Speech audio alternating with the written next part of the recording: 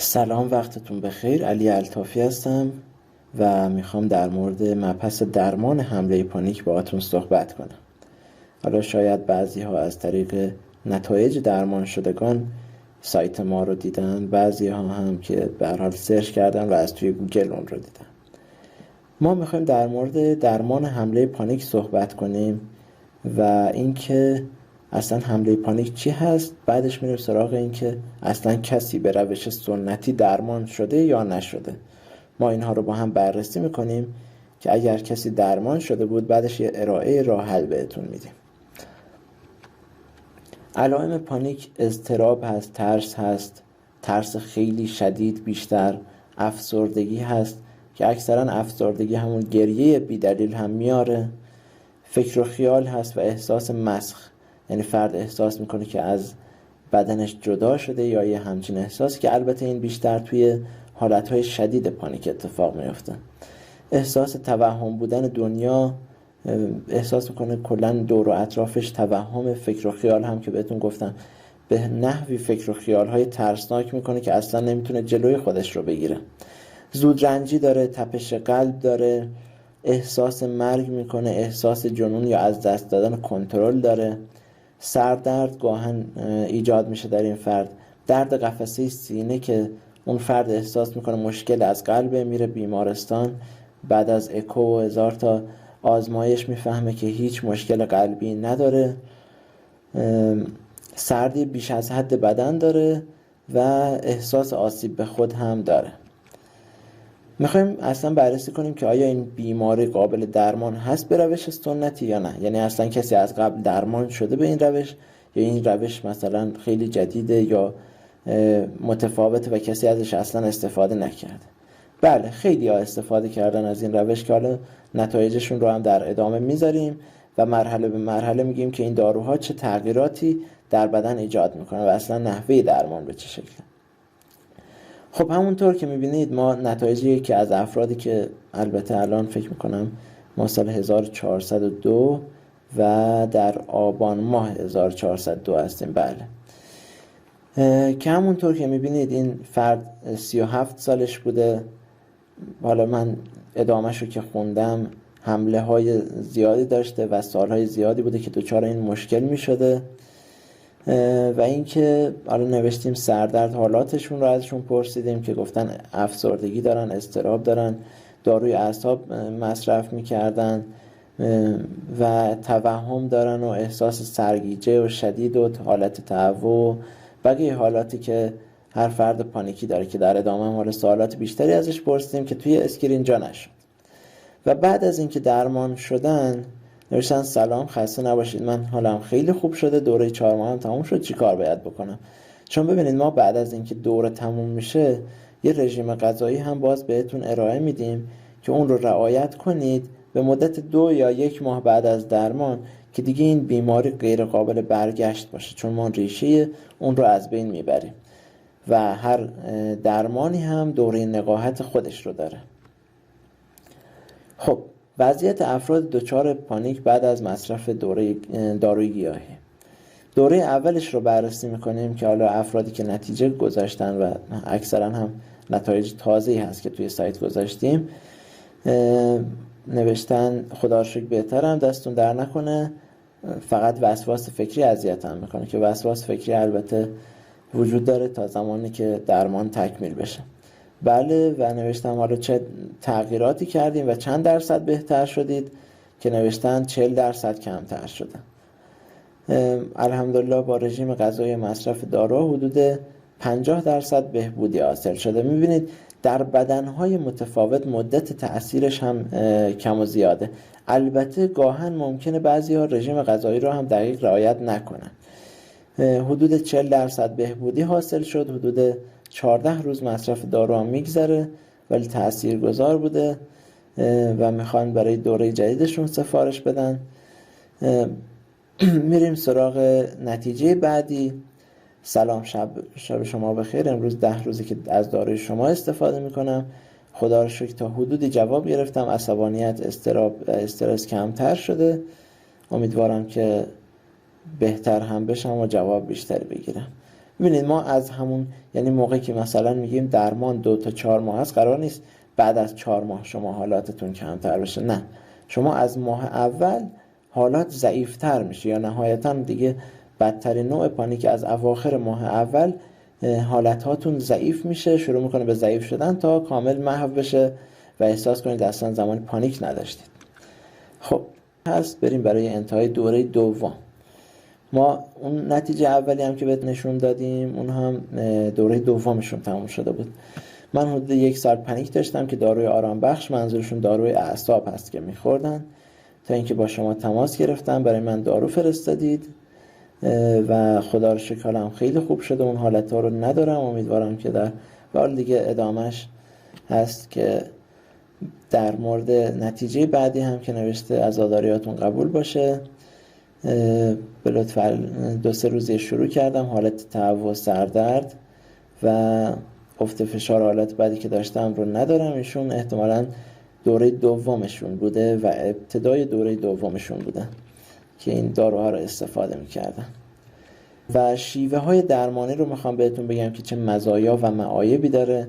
ما روان پزشکی داریم که همونطور که دیدید اکثرا افرادی که به ما مراجعه میکنن و به ما پیام میدن اکثرا قرص اعصاب رو قبلا مصرف میکردن.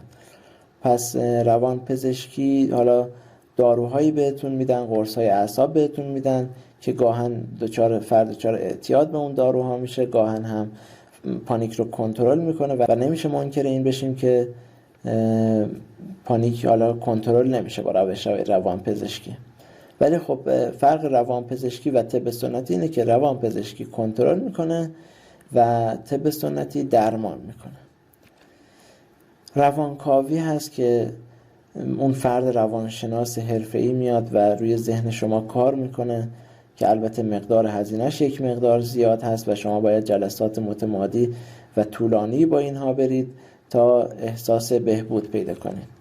و در آخر طب سنتی است که روشی است که ما انجام میدیم که هم داروی گیاهی و هم رژیم غذایی بهتون میدیم، چون تا زمانی که شما غذای ناسالم بخورید، هر چقدر قرص اعصاب بخورید، فقط دوزش بالاتر میره یا نوعش تغییر میکنه و کلا هیچ تأثیری هیچ دارویی روی شما نخواهد داشت. پس ما سبک زندگی و سبک غذایی صحیح رو بهتون میدیم و بعدش هم میریم سراغ داروی گیاهی. به خاطر همین هست که ما نتایج درمان شدگانمون زیاد هست.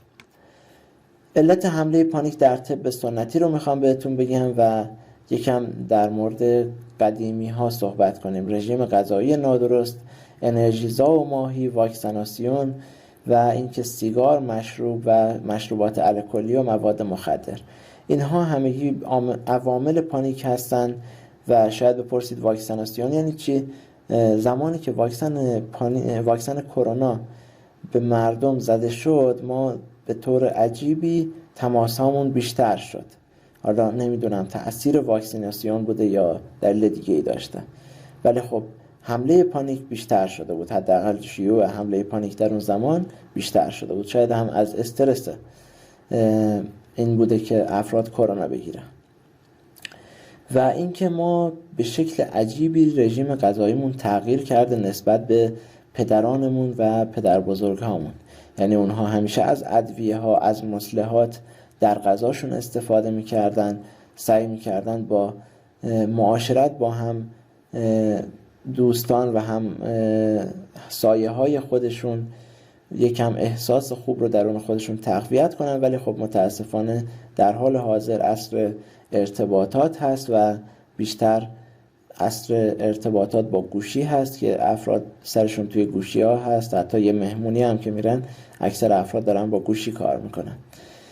و بعد از اینکه این اتفاق میفته، این غذاها رو میخوریم، ما کلن سیستم گوارشمون ضعیف میشه و سیستم گوارش که ضعیف بشه، خون ما مسموم میشه و خون ما که مسموم بشه، مغز سیگنال های اشتباه میفرسته.